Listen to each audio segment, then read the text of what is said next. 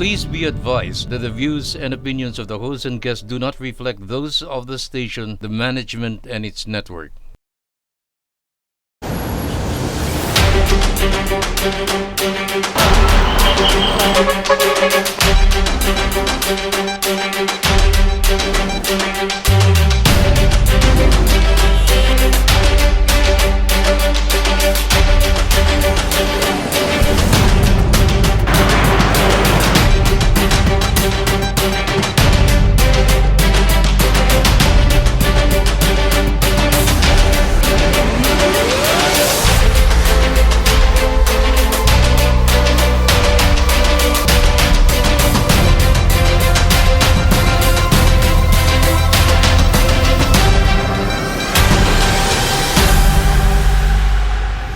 Face the nation.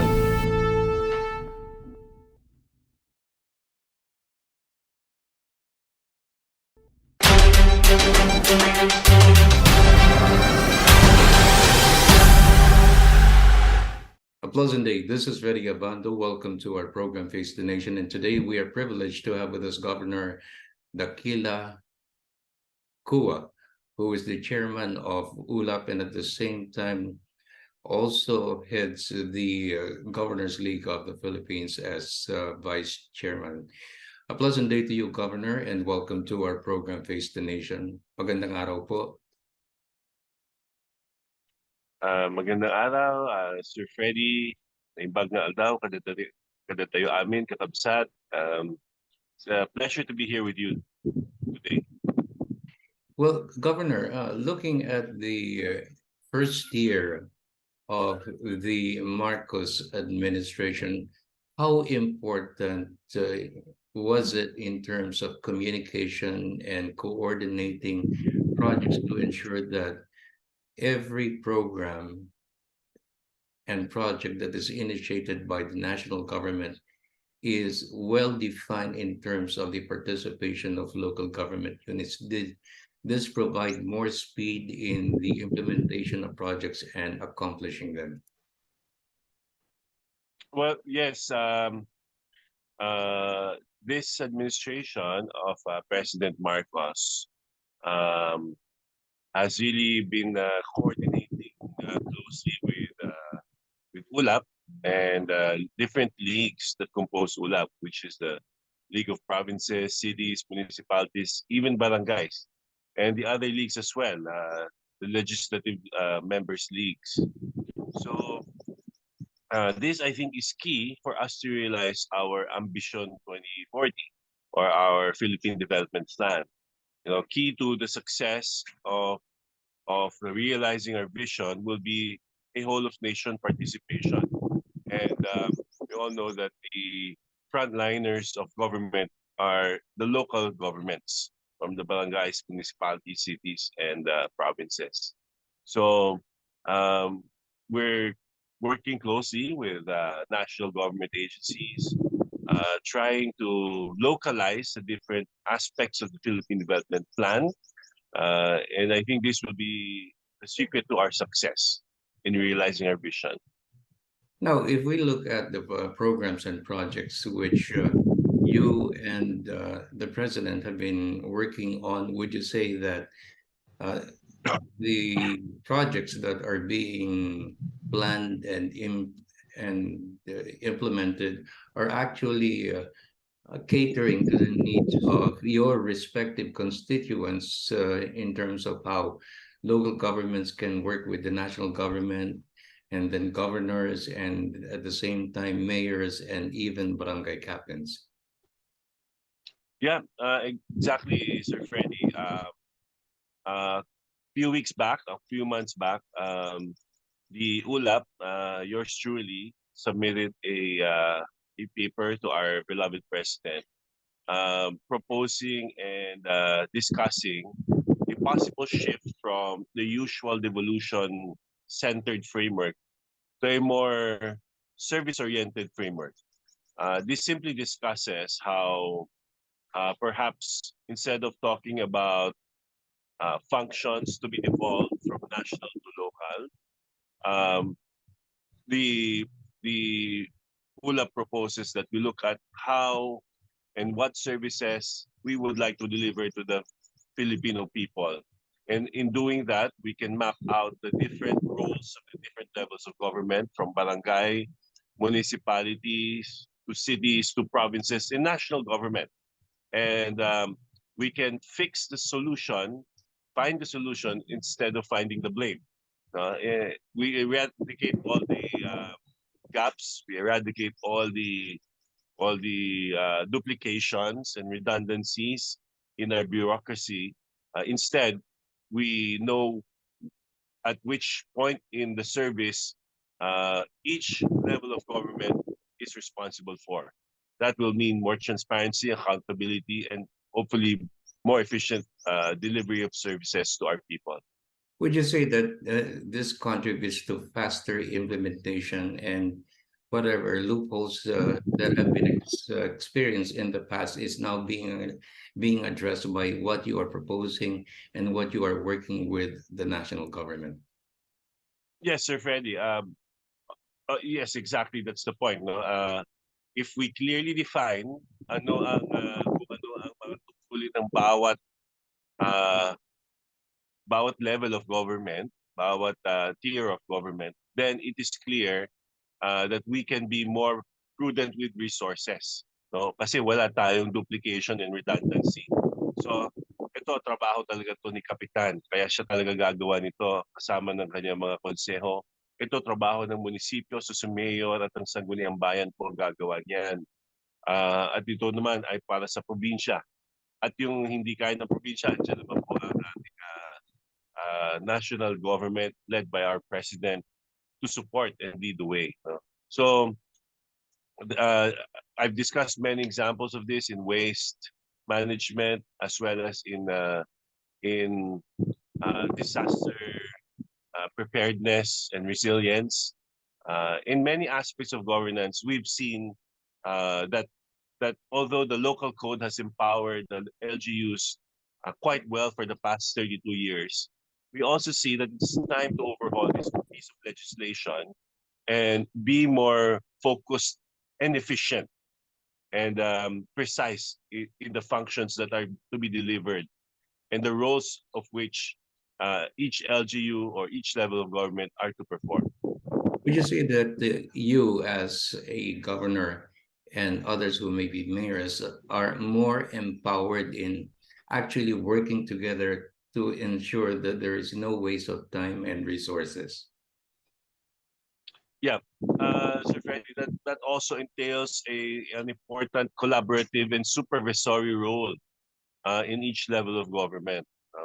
But that can only happen when the rules are clearly defined, and therefore a framework from devolution, instead of devolution, going to service orientation, and a definition of the roles, the scale and scope of each local government uh, and level of government will be key in order for the higher level of governments to be able to supervise the lower levels of government and therefore become more efficient in the delivery of services, to be more efficient as well in the utilization of resources of government.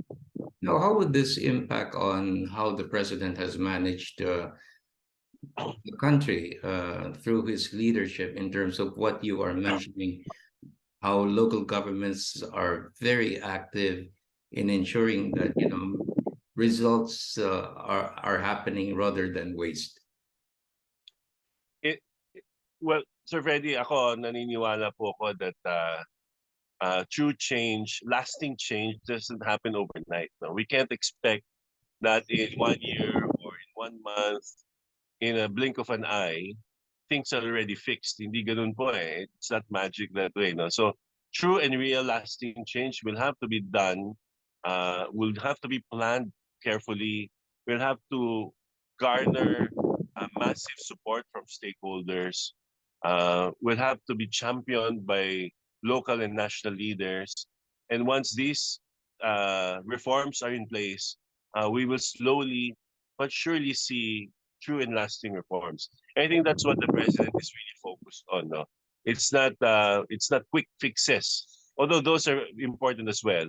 While he does quick fixes, he wants to do the lasting and planned out change and reforms that will last generations, and perhaps also uh, uh, pave the prepare the framework for even more changes in the future, for even more improvements for our nation. How would you assess the performance of your peers in terms of managing the development of their respective areas, and at the same time, how is your consultations with the president to ensure that no time or resources are wasted in the implementation of important projects, especially when it requires a lot of, a lot of funding. And of course, one funding which has been discussed recently is the well is bringing in more resources from abroad. But Sir Freddy, the way I see it, our country is posting modest and pretty good economic growth right now. um, I think that the overall general Philippine economy, is an amalgamation of all local economies in the country. And I'd like to believe that governors are key in steering local economic growth and local economic production. And in that sense, if the governors, as well as the mayors, are empowered to participate in the planning of national government resources and programs, in coordinating different convergence programs between national government agencies to boost local economic development and growth, then uh, that will drive even faster growth in our national economy. Kasi yan, pagka lumalago ang local economy, no question, the national economy will grow. And for local economies to grow, um, no one better than the mayors and the governors can tell what convergence programs are needed, what services are important to their province or city or municipality, and therefore that will pave the way for faster economic growth. At least that's my theory on uh, making our growth even faster and bigger here in the Philippines. Now, if we are to have a brief look at your province, which is a fast-growing province in recent years, looking at what the president wants to accomplish, especially in terms of food security, would you say that food security is not just the end product of every local government unit, but it should be a collective effort? And given your experience, do you think that the idea of the president and how local governments have been working on it initially lately, would you say that, well, we're able to address um, food production and improve agriculture? Yeah.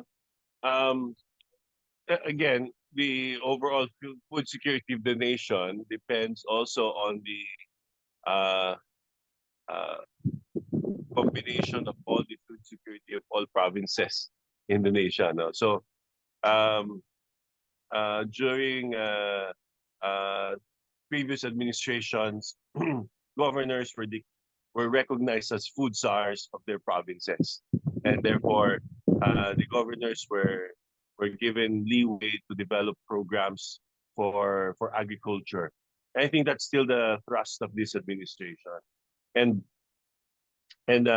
food security is essential to the health and development of every nation. We cannot simply leapfrog into AI and the fourth industrial revolution while neglecting our food security, because it's a survival of our people. No? Food production is important, and therefore I'm glad that the president has not let up in his stint as agriculture czar, and I know he feels that all the governors are here for him and are supporting his food security program. Well, the president is going to deliver his State of the Nation address next month. And if you were to give him a grade in terms of how he has performed, would you say that it was a good start and he's getting all the support he needs to ensure that whatever programs and projects he is implementing will have the support of everybody, including you and your province? As a final word, sir. Yes, sir. Definitely, as I started earlier, I mentioned that while while the while we like to see quick fixes in government, and while this administration is trying to do as much incremental gains as quickly as possible, I believe that the president is putting into foundation or building a foundation of long and lasting reform. He's looking into the intricacies of policy. We've discussed several times the crucial role of the local government code and how the code needs to be updated already. And he's given his imprimatur to look at this, to study this together with the ILG and some academe. And we've been doing that uh, quite actively for the past several months. This will not, the local code, for example, reforms will not happen overnight. And even if we do pass it within a year or two, it will not, we will not feel the change overnight as well. This change will really be felt in the years to come. But I think this will establish a more efficient way of delivering services to the people, a more responsive government, a government that people can really be proud of. But again, true and lasting change and reform takes time, takes a lot of uh, effort and planning, takes a lot of resources, and it needs and requires a lot of stakeholder participation and support.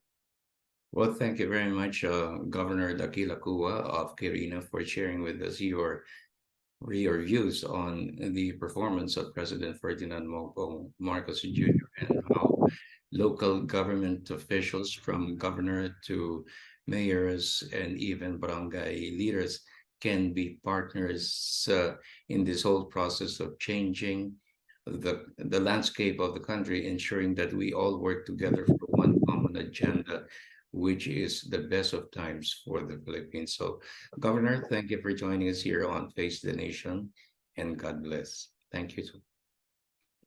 Thank you so very. God bless as well.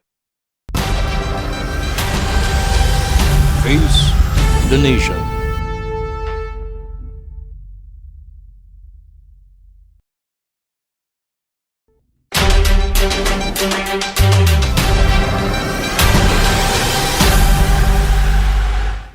A pleasant day. This is Freddie Obando. Welcome to our program, Face the Nation.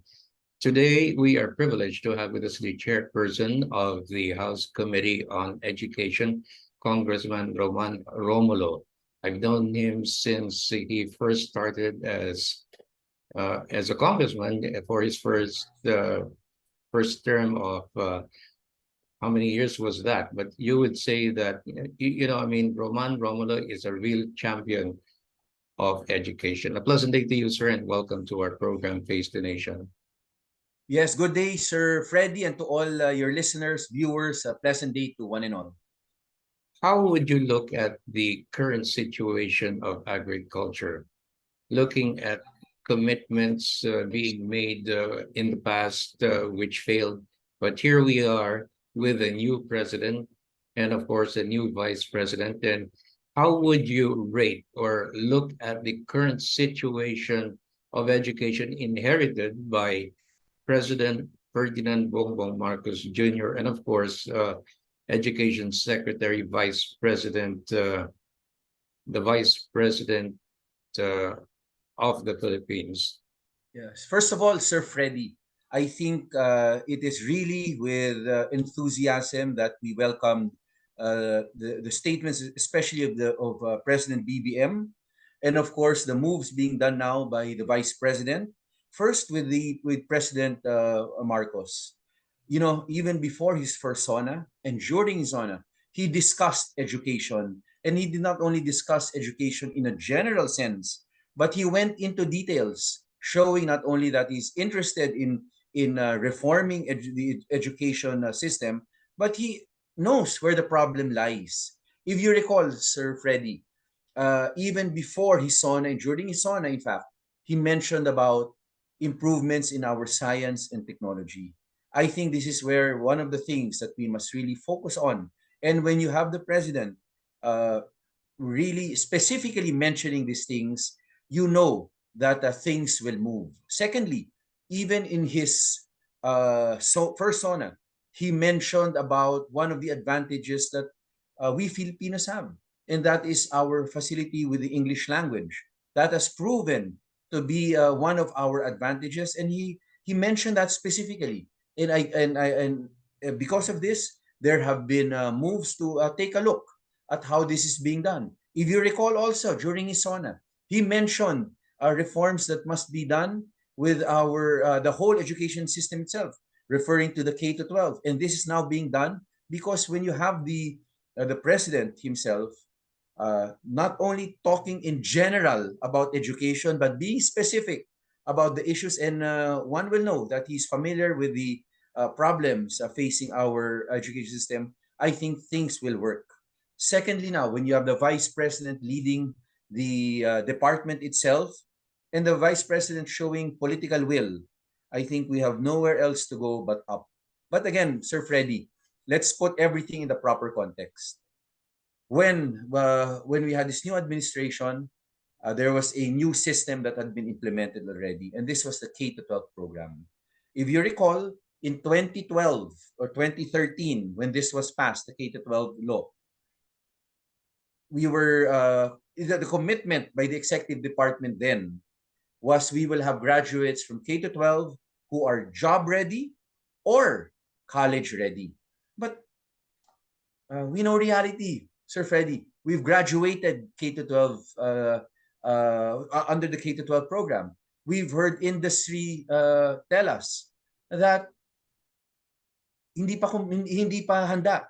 In fact, industry has stated they prefer to hire students who have at least 2 years experience in college, who have undergone 2 years in college. So that means they're not job ready as committed in 2012 or 2013.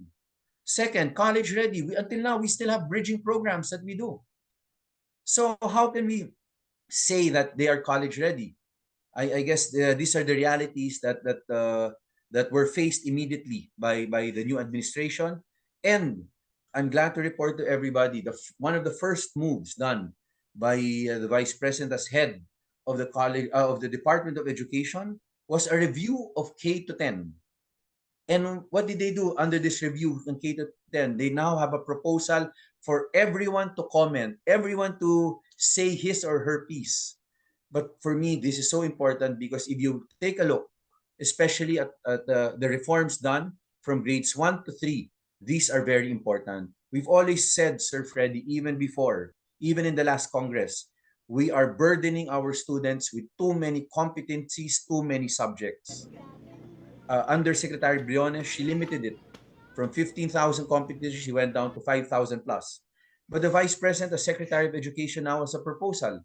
Instead of having 7 subjects in grade 1, then grade 2, 8 or 9, she has proposed 5 subjects, the most important subjects for us to attain or assure functional literacy. They said, let's have English, Filipino, mathematics, GMRC, that's good manners and right conduct, and their new subject called CCAP, which merges various subjects. So now we will have 5 subjects. I think we will be able now to focus, and that is their purpose, to focus on functional literacy. We have to ensure that our learners by 10 years old know how to read and can comprehend what they are reading. The recent study that came out that said that we have a 90% learning loss, saying that our 10-year-old students, about 90% is the estimate, do not have reading comprehension. So this is the right way to go. Let us ensure that we focus on reading, reading, reading. Let us focus on reading comprehension. Let us focus on mathematics. And that is exactly the new curriculum being proposed by the Department of Education now for our incoming, for grade 1 students. And Sir Freddy, imagine if we limit it to 5 subjects, we not only are we going to be able to focus our students on the basics, the functional literacy, but we will be able to give them more time even for their families. For as a child, a child needs time also to to explore and learn and meet friends. And one thing about the PISA exam, it said that we did not fare well in the last PISA exam that came out. But calling from the data that was the rich data that they got from that study, it showed that the Philippines has one of the longest hours in school. So it proves one thing. It's not the length of hours that one spends in the classroom that is essential. It is really the quality of education. And that is, I think, what will come about with this proposal of the DepEd to limit it to 5 subjects, focusing on functional literacy. Congressman, would you say that the impact of the Vice President's program will definitely enhance education in the country, and at the same time, you will see better graduates with better results in terms of preparing themselves for the long haul? Yes, Sir Freddy, I have no doubt. And the reason is very simple. Imagine, now a study mentioned that 10-year-old Filipino learners have a big learning loss, meaning that 90% do not know, cannot comprehend what they read. So imagine, you go to grade 10-year-old learner is about one who is about to proceed to grade 4. Imagine you finish 1, 2, 3, and it is very difficult for you to comprehend what you have read. So imagine, as you move up the ladder, the levels of our schooling, everything becomes difficult. Remember, Sir Freddy, there was another recent study which said that a lot of our learners do not even proceed to grade 10. They say that they do not, and the number one reason they gave was they're not interested. And again, Sir Freddy, it takes common sense to conclude the reason for that. If we do not teach them functional literacy, if we not ensure that they know they can read, they can comprehend what what they read, then the interest will wane. So to answer your question directly, the reforms proposed by the Vice President of DepEd for grades 1 to 3, especially limiting the number of subjects and focusing on functional literacy, meaning reading, reading, reading, and mathematics, will go a long way. That will ensure that our learners who proceed to grade 4 or are 10 years old will now have reading comprehension. And the interest will surely be there. Filipinos love to learn, but we have made it a burden to them by giving them so many subjects, giving them too many competencies, when the secret is simple. A Filipino is smart. All he or she needs is the proper basics, and that is functional literacy.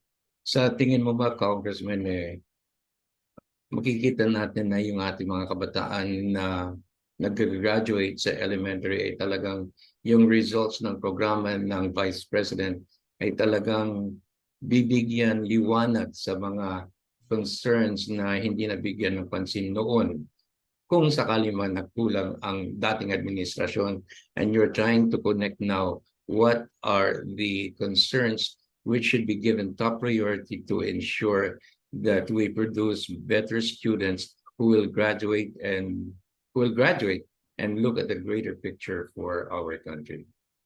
Yes, Sir Freddy, because what we need to ensure for our learners, especially grades 1 to 3, is that they know the basics, yung functional literacy, Sir Freddy, that they can read, comprehend what they are reading, and the basic mathematics. That is the most important thing. I think that was the point that was overlooked with a number of subjects and competencies. So with the revised proposed curriculum being proposed by the Department of Education, I am sure we will immediately see, the moment that is implemented, we will see the learning really leapfrog tremendously. There will be exponential growth. Imagine currently with the number of subjects and with all the studies that came out saying that reading comprehension is not too good in our schools right now for our learners. We make that correction, then we will see an exponential growth. In fact, Sir Freddy, you can ask. In fact, recently I think USAID piloted a program in Region 5, of course, together with the Department of Education, wherein they launched an 8-week program. In this 8-week program, they focus on the essentials.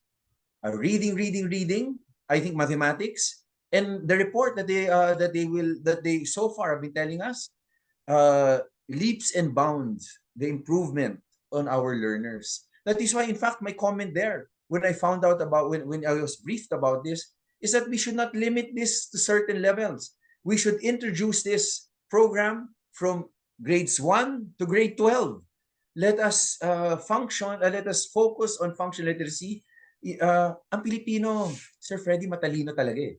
Ang Pilipino talagang kailangan lang masigurado natin yung basics sa kanila. Sigurado ko, ang laki po talaga ng na makikita nating improvements po, makikita po natin na we will produce learners not only at the graduates of grade 12, but even before that, we will see the potential of Filipino learners. We will finally see the potential because we have ensured that they have the basics. Functional literacy, which is reading comprehension, and mathematics. What other concerns do you think are so important for Congress to work closely with the Vice President and even the Senate? Yes. What we have discussed, Sir Freddy, so far that, in order for us really to have quality education, we have to have effective learning. And that is what we discussed earlier, effective learning na siguraduhin natin basics na kuha ng ating mag-aaral, siguraduhin natin functional literacy is present, siguraduhin natin meron silang reading comprehension. But effective learning must be coupled with effective teaching. Ito naman po yung parte nung ating mga guro. Kailangan po natin talagang, if you remember, Sir Freddy, in the last Congress, we institutionalized the NEAP, yung Excellence in Teacher Education Act, wherein we said that through the NEAP, which is under the Department of Education, we will ensure upskilling of our of the skills of our teachers. Because ngayon po, nakita natin during the pandemic, talagang may teknolohiya na rin eh. So, I'm almost certain that many of like us, tayo nga po, hindi naman talaga tayo dumaan ng computers noon eh. So we really need upskilling, hindi lang naman yung mga guro natin, but that is very essential. We will have to know how to use this technology, and this cannot be left only to the students, pero we should also upskill our teachers with these things and other improvements that we see in the world with respect to being an effective teacher. At the same time, Sir Freddy, kailangan rin natin tingnan ngayon kung ano yung katayuan rin ng ating mga teachers. Alam din natin ang totoo. Marami po tayong mga guro, nagtatapos po sila, nagre-retire sila. Imagine, they enter as teacher 1, which is salary grade 11, and then they retire. Some of them only reach teacher 2 or teacher 3. So imagine kung ano yung salary grade po, hindi pa ganun kataas po 'yan. Eh hindi naman talagang amin natin po, talagang yung cost of living. Kailangan natin matulungan yung ating mga guro dahil may pamilya rin sila. So we have in fact we passed already in our committee, and hopefully soon enough, and Speaker Martin asked to be briefed about all the education matters that Congress must take up. And this is one particular thing that the speaker mentioned also, that he was very interested in, is this teacher career progression. We must be able to provide a career for our teaching staff in our schools. Meaning, if you want to teach for life, if that is your passion, if that is where you are good at, we must ensure that they will be able to at least increase their salary grade so that they will be able to provide for their families. And under the teacher career progression bill, we've created 2 tracks for our teachers. When you reach the level of Master Teacher 1, after that, you now choose, do I want to become a school administrator? There's a path for that. Or do I want to teach until I retire? And no matter what track you choose, when you reach the pinnacle, the top of any of those tracks, your salary grade will be the same. It will be equal, so that we will be able to provide our teachers with some comfort that they will be able to provide for their families. Also, I'll mention here already, Sir Freddy, under this teacher career progression bill, we are proposing a salary grade increase for our teacher 1. Right now, it's salary grade 11. If we really want quality for our teachers, for our schools, we must be able to also provide for our teachers who are coming in, and that is to increase it at the very least from salary grade 11 to salary grade 12. Okay, thank you very much. It's been a long conversation, and I'm sure that our people will be happy with the reforms you have initiated with, of course, the cooperation of the Vice President and even President Marcos, and hopefully Yes. whatever you have launched and whatever you're working with in the House and even the Senate, this will actually benefit the future of better education for our children. So just briefly, a final word from you, Congressman. Yes. Sir Freddy, my appeal to your viewers, to your listeners, is really to give all these reforms a chance. Right now, if we do not change what we have, then we will produce the same quality. And our constitution says it must be quality education. We all know that all that our learners need is a simple functional literacy. Filipinos are smart. We just must ensure that they have the basics, which is reading comprehension and mathematics, and later on, sciences will come in. Again, bear with us, support these reforms that we are doing. Let's do this for our learners, for our children, and of course, for the future of our country. Okay, thank you very much. Thank you very much, Congressman Roman Romulil, the chairman of the House Committee on Education, giving us his insights on reforms being undertaken to improve the quality of education in the country. So thank you, and we Thank hope you. to see you again in the future. Thank you.